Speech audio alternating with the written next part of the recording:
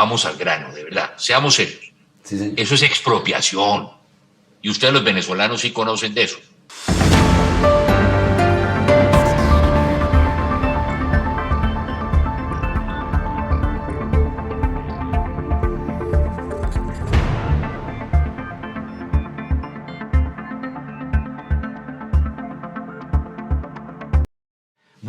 Buen día para nuestra audiencia de Bombazos Online, buen día para nuestra audiencia en Latinoamérica y sobre todo, en este momento, vamos a ser muy puntuales, buen día para nuestra audiencia en Colombia, tanto nuestros hermanos colombianos como también nuestros hermanos colombo-venezolanos, los cuales están en la diáspora de venezolanos en Colombia. Hoy tenemos el gusto y el placer de presentarles al expresidente Andrés Pastrana y actual presidente de la IDC. Un gusto saludarlo, presidente, un gusto tenerlo aquí con nosotros, realmente es un honor y un orgullo. Puede saludar a la audiencia. Jorge, muchas gracias por la invitación y gracias por poder compartir con tantos hermanos colombo-venezolanos. Así que estamos aquí listos para poder compartir algunas ideas sobre el proceso electoral que se avecina en esta querida Colombia. Perfecto, presidente. Bueno, yo creo que vamos de una vez al tema, presidente, como usted siempre claro. es. Presidente, nosotros queríamos desde producción hacerle algunas preguntas que se hace la ciudadanía y preguntas que se hacen también en el plano internacional. El presidente Andrés Pastrana ha afirmado que Colombia representa la joya de la corona para el andamiaje criminal que conforman el Foro de Sao Paulo y el Grupo de Puebla. Entonces, ¿cómo se prepara Colombia ante este feroz ataque a su democracia, presidente? A ver, tengo que corregir porque yo siempre dije que Colombia era la joya de la corona. Y no es así. Colombia es la corona. No es la joya de la corona. Es la corona. Y aquí es donde estamos viendo dos hechos que son fundamentales. Cómo y de qué forma el Foro de Sao Paulo y el Grupo de Puebla, con todo su andamiaje, viene respaldando la candidatura de Gustavo Petro.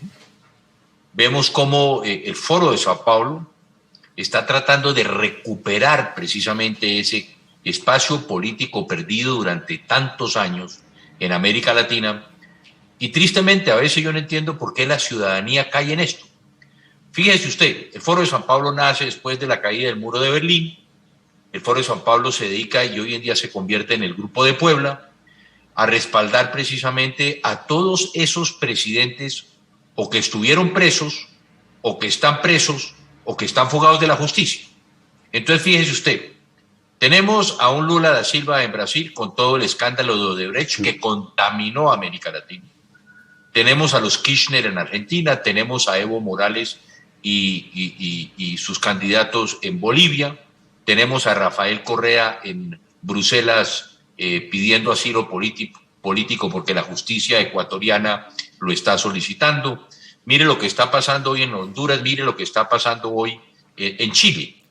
Aquí lo que tenemos que ver, y yo creo que es el resultado, y si hacemos un resumen de lo que han sido los líderes del Foro de Sao Paulo y el Grupo de Puebla, cuando más ricos fueron nuestros países, cuando el boom, precisamente los denominados commodities, de las materias primas, cuando las economías de nuestros países estuvieron creciendo precisamente a tasas que nunca nos imaginábamos, pero sobre todo cuando fueron más ricos, es cuando más pobre quedó la ciudadanía.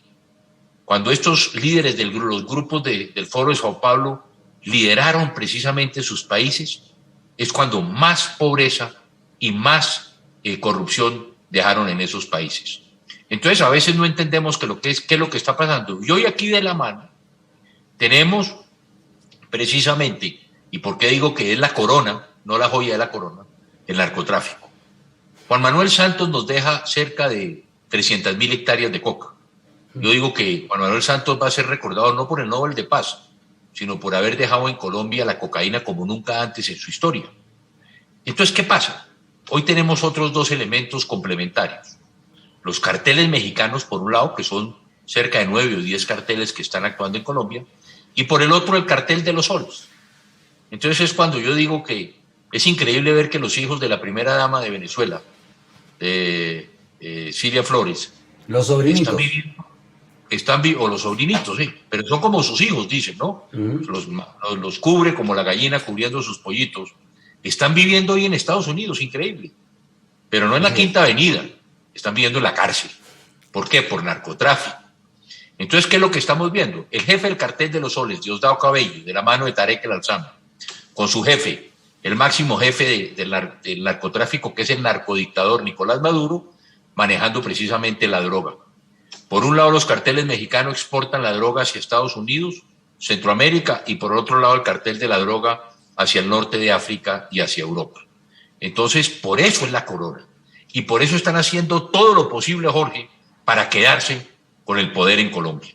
Y con Brasil, que son los dos países que tienen elecciones este año. Entonces, aquí hay que llamar la atención, porque vuelvo e insisto, hay una narcodictadura.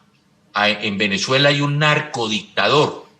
Y fíjese usted que aquí hay un complemento, porque el señor Petro ha propuesto una cosa, que hay un acuerdo con los narcotraficantes. Hay una política de sometimiento que está proponiendo en su campaña. Y por eso Petro, lo primero que va a hacer que dice es que abrir relaciones con la narcodictadura. ¿Por qué? Porque hay ese acuerdo. Y eso es lo importante. Desde aquí le pregunto yo a Gustavo Petro, ¿cuál es el acuerdo con Nicolás Maduro para someterlo también a la justicia con el caso de lo que es el narcotráfico en Colombia? Presidente, tocando el punto y ampliando, en lo cual nosotros coincidimos en estas posiciones y en estos análisis que usted ha hecho. Presidente, es como si fuera, o sea, es un plan macabro, como usted lo ha dicho en muchas entrevistas, hemos logrado captar demasiado y usted ha captado la atención del público a nivel internacional, hispanoamericano y mundial acerca de este tema, denunciando este andamiaje criminal, narcoterrorista, narcocomunista y toda esta horda. Pero la pregunta es la siguiente, o sea, nosotros tenemos estas inquietudes. Por lo menos, ¿cuáles son sus expectativas con respecto a las elecciones que se avecinan en próximos días?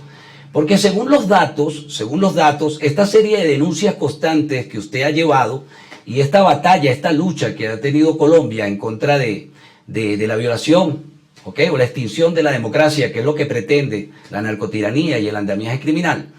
Entonces nosotros vemos una copia al carbón de Venezuela, un plan macabro perfectamente elaborado. ¿Y cómo se prepara en este momento Colombia? O sea, nosotros estamos notando, según lo que hemos percibido en las encuestas, que Gustavo Petro, llamado el pupilo de Nicolás Maduro, ¿ok?, o vamos a decirlo, el candidato de Nicolás Maduro en Colombia, presidente, ahí me aclarará usted, tuvo un momento de crecimiento, pero de repente se estancó. Y ahora con dos funciones que ha dado allí, dos películas, dos teatros, en uno de ellos donde habló de democratización y el otro de perdón social, se ve que la secuestra ha ido de picada y ha habido un crecimiento de uno de los candidatos que representa esa unión en la derecha. Entonces, ¿cómo percibe usted esto? ¿Siente que está perdiendo ese respaldo Gustavo Petro, que está llegando a los niveles más bajos en la política, que no podríamos llamarlo política, para poder intentar rescatar algo? Y eso solo sucede cuando una persona siente que está en decline. De otra manera no es. Entonces, ¿cómo es su percepción? Pero en esto tenemos que ser claro, Jorge, porque lo que estamos viendo en las encuestas, y por eso la importancia de la campaña en estos últimos días, Petro no se ha mantenido, Petro ha subido. Y no podemos confiarnos en ese techo que venimos hablando, qué techo. Aquí hay un andamiaje que está precisamente todo coordinado para ganar las elecciones. Y por eso he dicho yo varias cosas, Jorge Eliezer, usted que me conoce y que sabe todas las denuncias que yo he venido haciendo. Aquí hay una infiltración muy grande de los generales en el generalato de las Fuerzas Armadas y de Policía en Colombia. Yo lo he denunciado al presidente Duque, lo he denunciado a los ministros de Defensa. Y resulta que no pasa absolutamente nada. Hemos dado nombres de generales, de funcionarios, de oficiales que están involucrados precisamente en este tema. Fíjese lo que pasa hoy. Hoy sale que un ciudadano venezolano quiere atentar contra Federico Gutiérrez, pero que ese ciudadano tiene vínculos ¿con quién? Con las fuerzas militares de Colombia. Entonces aquí son muchas las denuncias que hemos hecho, pero desafortunadamente el Centro Nacional de Inteligencia al parecer no funciona. Eso es lo que es muy triste, ver que el Centro Nacional de Inteligencia, al saber que hay, yo me pregunto hoy, Jorge, ¿cómo decir que hay un venezolano involucrado? Se tiene el nombre, se tiene quién es el funcionario y dónde está. ¿Fue capturado? ¿Dónde está el Centro Nacional de Inteligencia? ¿Dónde están los organismos de inteligencia del país que no lo capturaron? si se tiene el nombre, si se tiene localizado, yo no sé, yo me hago esa pregunta. Si verdaderamente había una inteligencia detrás de este ciudadano y de otros ciudadanos, ¿por qué no está capturado hoy? Qué curioso. Entonces aquí sí hay que pedirle al ministro de la Defensa de Colombia, pero por sobre todo al Centro Nacional de Inteligencia, ¿qué está pasando? Segundo, yo lo he denunciado. ¿Cuál es el tema más complicado, Jorge Eliezer? El robo, el fraude electoral. ¿Cómo así? Yo hice una denuncia antes de las elecciones del 13 de marzo de que se había hackeado el software de la Registraduría Nacional del Estado Civil. Y hasta hoy no hay respuestas, Jorge. Pedí una auditoría internacional.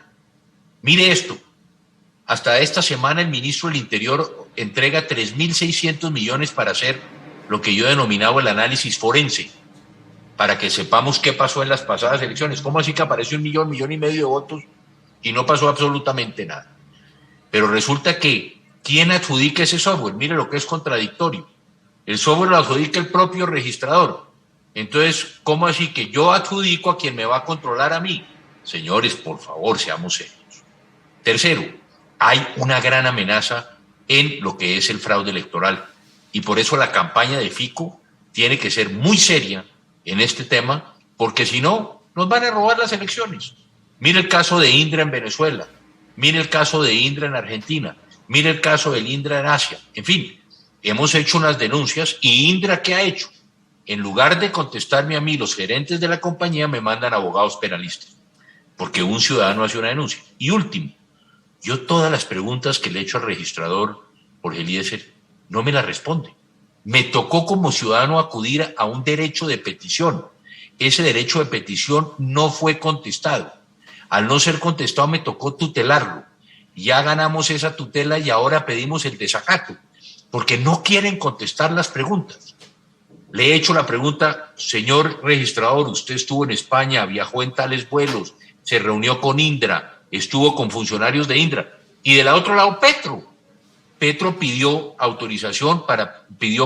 una reunión con la gente de Indra, con el presidente de Indra. Y yo le pregunto a Petro, oiga, ¿usted qué fue a hacer como candidato presidencial? A hablar precisamente con la compañía que consolida y divulga las elecciones. Pero segundo, yo lo que estoy viendo aquí, y en eso sí coincido con usted, es que Petro se ha dado cuenta que viene bajando. Él tiene que buscar cómo y de qué forma lo van a respaldar a él. Y yo creo que hoy ya la nómina quedó completa, porque hoy está la FARC, hoy está el ELN y hoy está el Cartel del Golfo. Ya vimos hoy que los líderes que están reemplazando a Otonía en el Cartel del Golfo están ordenando presidente, perdón que lo interrumpa. Y también está la lavadora de PDVSA, la famosa lavadora narco, que usted tanto la lavadora narco. Y está Nicolás Maduro, y está Diosdado Cabello, están todos ahí. Entonces ya, yo no sé, yo creo que va a tener que ampliar la memoria del computador Petro para ver cuáles son todos los del perdón social que van a estar involucrados en él. Pero dos cosas aquí. No nos dejemos confundir. Preguntarme por la democratización. Vamos al grano, de verdad. Seamos serios. Sí. Eso es expropiación. Y ustedes los venezolanos sí conocen de eso. Aquí no se puede caer que Petro está hablando de democratizar. No. Petro está hablando de expropiar las pensiones, de quitarle la plata a los pensionados, de expropiar la educación, de expropiar a los campesinos, a ese campesino que produce su leche o sus quesos o que está con su pancoger. Eso es lo que está proponiendo Petro. Entonces no nos equivoquemos. Y segundo, el otro que habla es de perdón social, no, ese es el pacto de la picota. Este es un pacto que el hermano de Petro fue a la picota a hablar precisamente con narcos y lo que estamos viendo hoy en día, a ofrecerles perdón. Y como yo ya lo había dicho, Petro ya lo dijo en un debate. Petro habló de la política de sometimiento con los narcos. Eso es lo que estamos preguntando. No vamos a ser tan bobos. Ya vimos el caso venezolano. Chávez dijo, yo no voy a expropiar, y fue a una notaría y expropió toda Venezuela. En eso no vamos a caer aquí. Igual Gustavo Petro cree que al ir a una notaría a decir que no va a expropiar, no va a expropiar. Es clarísimo que Petro está hablando de expropiación. Entonces no nos dejemos caer en ese lenguaje. Petro va a expropiar. Y por último, yo lo que digo para responder esta pregunta, ¿qué esperamos? Mire, yo lo que espero es que el país, Colombia, ha sido muy generoso con todos los venezolanos que están llegando. En eso hay que reconocerle que el presidente Duque reconoció, y ya lo veníamos diciendo con el presidente Uribe y con otros expresidentes, vamos a darle la oportunidad a estos venezolanos que estén en Colombia. ¿Y por qué? Por una razón lógica. ¿Cuántos de los colombianos hoy colombo-venezolanos son hijos de colombianos o de colombianas que se fueron a Venezuela hace 20 o 30 años a buscar unas mejores condiciones de vida? Hoy esos venezolanos están regresando. Entonces yo lo que digo, yo creo que no hay que hacer ni siquiera, sí, pero un momentico, no hay que hacer ni siquiera una campaña, porque yo creo que si hoy los colombianos en los barrios más pobres, en los barrios marginados o en cualquier barrio de Bogotá, yo les he dicho, pregúntele a ese venezolano que está junto a su casa, ¿quién es él? Puede ser un obrero, puede ser un campesino, pero puede ser un médico, puede ser un ingeniero, puede ser un abogado.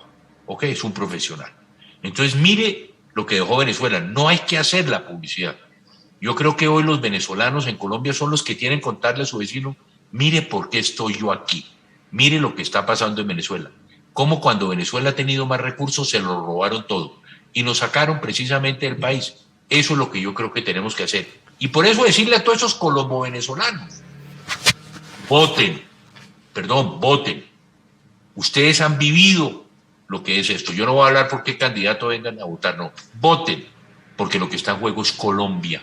Y Colombia, o vamos a quedar a hacer otra Venezuela, o vamos a hacer ese país próspero que todos queremos. Presidente, para apoyar más lo que me acaba de decir, es que la cuestión es vamos a decirlo, es mucho más fuerte.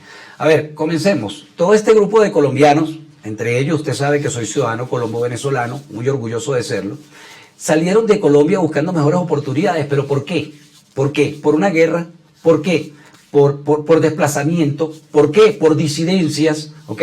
Porque ellos buscaron un sitio donde conseguir paz. Pero tenemos que recordar, presidente Andrés Pastrana, que la casta de colombianos que fue para allá no eran de altos recursos, eran personas humildes, ¿ok? Que dejaron su familia aquí, como hoy en día lo hacen los venezolanos.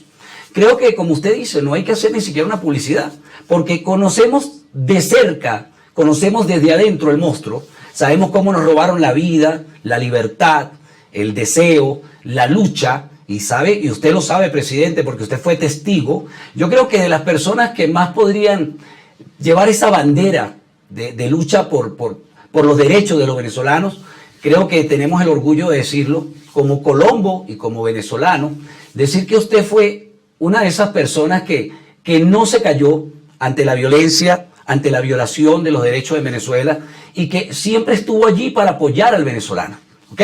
Ahí tengo que felicitarlo y agradecérselo. Pero viene el punto. Yo creo que en este momento el acto, y siento yo que Gustavo Petro tiene esa preocupación, porque si nos ponemos a ver, y estamos hablando, usted fue muy noble al decir las cosas. Yo recuerdo aquel momento donde Nicolás Maduro sacó, retiró, y vamos a decirlo, expropió las viviendas de esta cantidad de colombianos que vivían en San Antonio del Táchira y que vivían en San Cristóbal, y los expulsó de la peor de las maneras hacia Colombia. Y yo estoy coherente y estoy consciente que estos colombianos repatriados que dejaron toda su vida allí, que un país como Venezuela les permitió levantar, echar raíces, hacer una vida y luego ver que se la roban completa. Entonces ellos vienen con una mentalidad, ellos no van a apoyar al pupilo de Nicolás Maduro, ellos no van a apoyar al andamiaje criminal, ellos no van a permitir o no van a pretender que suceda aquí en Colombia lo que pasó en Venezuela. Pero es que no son 2, ni 3, ni 100. Estamos hablando de los colombianos repatriados, pero por lo menos en mi caso estamos hablando también de la otra generación, ¿ok?, de hijos de colombianos. Estamos hablando de esos colombos venezolanos que conocen el fenómeno. Y yo creo que si tengo mal la cifra, por allí excede de más de 300, 500 mil personas. Entonces, yo creo, y en este punto le doy la razón, que en ese punto Gustavo Petro y el socialismo va a recibir en Colombia un voto castigo, ¿ok?, al pupilo de Nicolás Maduro. A ver, esos venezolanos, pero perdón, a ver, mire, Jorge, eso que dice usted en parte es cierto. Porque aquí hay un inmenso número, millones de colombianos que regresaron después de 20, 25 años. Hay otros jóvenes que se fueron y exactamente usted acaba de hacer este planteamiento. Entonces hay mucho colombiano o hijo de colombiano que vivieron en Venezuela durante muchos años y hoy están regresando. Hay de esas dos corrientes. Ellos son los que tienen que ser el jefe del debate para que le diga a su vecino, oiga, ojo lo que viene. A ver, si hay alguien que conoce y que sabe quién era Hugo Chávez, porque en eso también discrepo de usted, Petro no es el niño mimado de Maduro, era el niño mimado de Hugo Chávez. Yo lo conocí. A Chávez, cuando yo lo traje por primera vez a Colombia, me llegó tarde a una reunión yo como presidente porque venía de una reunión con Gustavo Petro. Entonces, fíjese lo que hizo Petro. Durante 6, 8 años, habló mal del régimen venezolano, dijo que no se podía hablar. Y ahora, qué curioso que faltando 15 días para las elecciones, diga que lo primero que va a hacer va a hablar con la narcodictadura. Ahí lo que estamos viendo es esa coherencia de Petro que no quiere hablarle al país. Él dijo que iba a hacer una política de sometimiento con los narcos y no sabemos qué le está proponiendo. La política del pacto de la picota, y mire que hoy se está dando resultados. Entonces, pedirle a esos venezolanos, cuéntele a su vecino, porque ese es el que le va a creer. Posiblemente si Fico, o si Fajardo, o si Rodolfo le dice a ese colombiano, ojo que vamos a llegar a Venezuela, ay no, es que todo el mundo habla de lo mismo. No, que sean los colombo-venezolanos que están aquí, que le digan a sus paisanos, no al paisano Maduro, sino a sus paisanos aquí en Colombia, que le digan qué vivieron, cómo los expropiaron, cómo los dejaron en el estado en que están.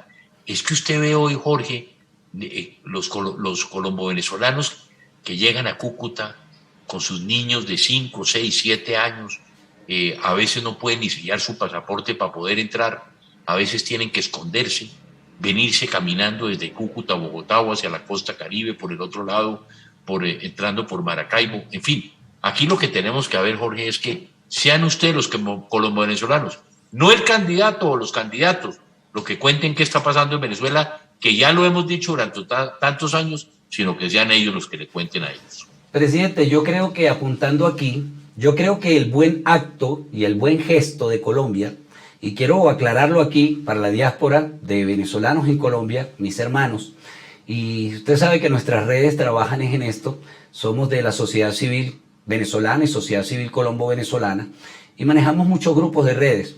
Y nosotros notamos, o sea, captamos en las publicaciones constantes y nos damos cuenta que sí hay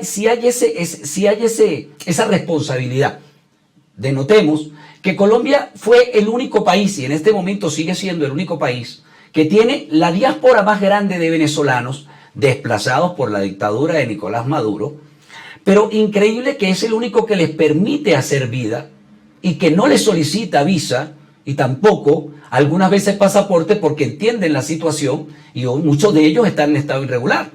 Pero nos damos cuenta que esa buena voluntad, presidente Andrés Pastrana, podría ser el hecho que en reciprocidad, ¿ok?, lleve a tener mayor cantidad de testigos de lo que es la dictadura y el eje criminal del comunismo en Latinoamérica. Creo que va a ser, yo creo que allí hay un acople de realidades, porque es que no estamos hablando de medios ni de redes, presidente. Entienda que todos estos colombo-venezolanos y colombianos repatriados tienen familia, sí, tienen sus hermanos, sus primos, sus sobrinos, que saben que perdieron todo, tienen sus vecinos, aquellos amigos de crianza que los vieron, no dejaron de verlos por 25 años, como usted lo dijo, ¿ok? Pero entonces siente que perdieron todo y su vida para llegar aquí por un desplazamiento de un comunismo y que van a entregar la vivencia de boca en boca y de casa en casa y alrededor de cada uno de ellos. Entonces, por ese lado, crea que ese trabajo se va a hacer, presidente Andrés Pastrana. Así como también nosotros tenemos que agradecerle a usted por todo lo que hemos notado en las redes sociales. Mire, usted me habló del caso del registrador, hemos hecho seguimiento, usted fue el que enfrentó esa batalla y le está dando, por el caso de la denuncia de Indra, pero nosotros miramos que hay un juego comunicacional, presidente, que es el que nos preocupa, y es la mafia comunicacional. Voy a explicar en qué término. Usted hizo una denuncia, y era muy grave, era algo delicado, donde Gustavo Petro se había ido a reunir, y creo que el registrador, algunos personajes de ellos se habían ido a reunir con la gente de Indra. Es increíble que a su llegada a Colombia estábamos esperando de que diera una aclaración. Era lo mínimo que tenía que esperar Colombia, es lo mínimo que se tenía que esperar. De todas maneras, no se pudo hacer. ¿Por qué? Por la sencilla razón de que cuando el hombre llega aquí al aeropuerto, no sé, para mí, en una bomba de humo, sale alcoholizado y ya, sencillamente lo vuelven un meme, se ridiculiza, pero no tiene que dar explicación y no tiene que aclarar ningún tema. Entonces allí es donde la parte comunicacional se presta para esto. Por eso cuando usted dijo que era un plan bien orquestado, ¿ok? Mire, nosotros lo creemos porque ya lo vivimos en Venezuela y usted sabe cuál es la experiencia que tuvimos, la ha vivido de cerca, usted fue, visitó, estuvo allí al pie con nosotros y también se encargó de verificar que era real, que la dictadura realmente sometía y violaba todas las libertades de los venezolanos. Entonces, yo le pregunto esto, o sea, esta parte comunicacional ha tenido mucho que ver en esto. ¿Cree que en Colombia sucede lo mismo, presidente Andrés? Claro Andrés que sí, Pastrana. veamos las bodegas de Petro financiadas desde Venezuela y desde Cuba y desde Rusia, los hackeos que ha sucedido a las entidades del Estado. Pero por eso, Jorge Eliezer, y muy breve, pedirle a todos los colombo-venezolanos, a todos aquellos que tienen sus redes, que sean ustedes, precisamente que sean ustedes los que le muestren al colombiano lo que no quieren que suceda en Colombia, que ya ustedes lo han vivido en Venezuela y que por eso le están diciendo a su vecino, a su amigo, a su primo, a su tío, a su sobrino, a su hermana, a su mamá, a su padre, a sus abuelos, por favor, miren bien, no se dejen de engañar. Aquí está sucediendo exactamente lo mismo que sucedió en Venezuela con Hugo Chávez, que está sucediendo con Nicolás Maduro, que está sucediendo hoy en el Perú, que está sucediendo en Chile, que está sucediendo en Honduras. Por favor, que sean ustedes, no el candidato, los que nos ayuden a mostrar con su experiencia, que es su experiencia propia, qué es lo que no quieren para su país, qué es lo que no quieren para Colombia, que es exactamente lo que está pasando hoy, y más que ustedes todos lo saben, en Venezuela. Que ustedes sean, yo diría hasta los jefes de debate, de FICO, a quien estamos respaldando, porque además creo que es el único, aunque a mí me llama la atención una cosa, Jorge Eliezer, aquí todos están hablando, creo que FICO es el único que no ha hecho de hablar con los venezolanos, de abrir precisamente negociaciones. Yo le pregunto a Petro, a Rodolfo, a Fajardo, a Ingrid, ¿vamos a hablar con un narcodictador? ¿Vamos a sentarnos a hablar con la narcodictadura? No, de ninguna forma. Y por eso, Jorge, importante que todos ustedes, quienes hoy han vivido en carne propia esa experiencia, que se la transmitan a sus hermanos aquí en Colombia para evitar que caigamos en otra Venezuela en Colombia. Perfectamente, presidente Andrés. Quiero agradecerle, y de parte de Bombazos Online y de parte de la audiencia colombo-venezolana y venezolana, queremos agradecerle la delicadeza de habernos permitido este espacio. Y sobre todo, y quiero que lo sepa la audiencia, le solicitamos al presidente Andrés Pastrana que viniera al espacio, porque nosotros como sociedad civil venezolana y como sociedad civil colombo-venezolana, queremos hacer un llamado enfático, un llamado para explicar y ver la responsabilidad del hecho, no solamente de lo debido, presidente Andrés, sino también entrar en esa parte de humanidad, porque Colombia ha abierto los brazos a todos estos venezolanos. Y por aparte de ello tenemos que entender de que aquí también hay una diáspora de hermanos venezolanos, que son de más de 2, creo que pasan de 2 millones de personas, y si el comunismo toma Colombia, vamos a tener que ver el mismo desplazamiento y eso no puede ser permitido. Eso es el sufrimiento de un país hermano como Colombia y creo que ya con la experiencia que tenemos no podemos permitirlo. Otra cosa, también le aplaudo, presidente, y eso se lo quiero aplaudir como colombo venezolano y como venezolano, esa capacidad que usted ha tenido para ser un estandarte. ¿En qué sentido? No se negocia con narcotraficantes, no se negocia con delincuentes. Esta es la parte que nos hace sentir bien y que nos hace confiar en usted, por lo cual pedimos que viniera a nuestro espacio y quiero que cuente con nosotros y el candidato Fico también que cuente con nosotros, porque nosotros creemos que Colombia es una esperanza para Latinoamérica. Colombia no solamente es la corona, como usted dice, sino Colombia es ahorita el bastión de libertad de América y podría decir Latinoamérica y podría decir América, con lo que está sucediendo en este momento en los Estados Unidos. Una cosa, Jorge, para terminar.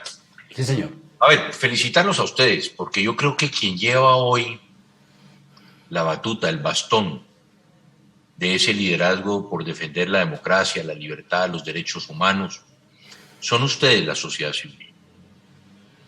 No es la oposición venezolana en su inmensa mayoría, no es. Muy pocos de esa oposición son los que están llevando hoy esas banderas en su mano. Es ustedes la sociedad civil. Y yo lo puedo decir, Jorge, porque fíjese usted, cuando yo fui a Venezuela ya hace algunos años, antes de que no me declararan persona grata, no grata ya en Venezuela, fui a hablar con los libertarios.